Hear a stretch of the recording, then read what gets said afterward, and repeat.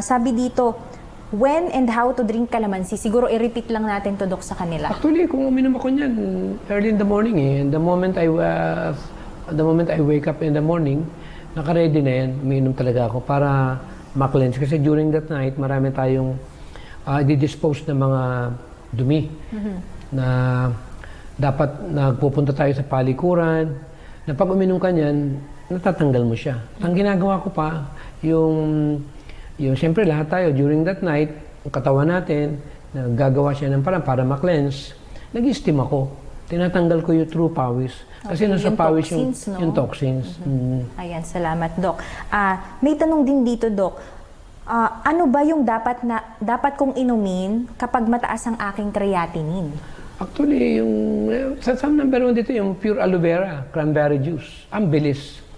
So, paano yun, Dok? Paghahaluin yung aloe vera? I-blend mo lang. Kung meron kang tanim na aloe vera, may nabibili naman aloe vera juice, ihalo mo lang sa cranberry, inumin mo na. Okay. You can drink twice a day. In a matter of few days nga lang, bababa ng creatinine in 10 days. Okay. So, hindi na pala kailangan ng kung anong Pero pang-hospital. kung kumain ng animal protein. Kasi Ayun. lahat ng mataas ang creatinine, matakaw ng, alam mo na. Oo nga. Hindi pwede pa naman gusto mo bumaba yung creatinine mo.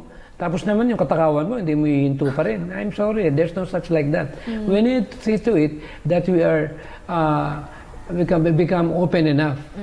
Because pag pinag-usapan natin ng healing, may kalakip yan ang tinatawag na cooperations with the natural law. Kaya nga tinuturo na natin yung nature's law. Para wala nang harang. Ibig sabihin, wag nang itago. Dahil pag ang isang tao ay natutong kumain, we are free. Immunity. Ibig sabihin, ginibigyan tayo talaga, design ng Panginoon, hindi nakakasakit ang tao.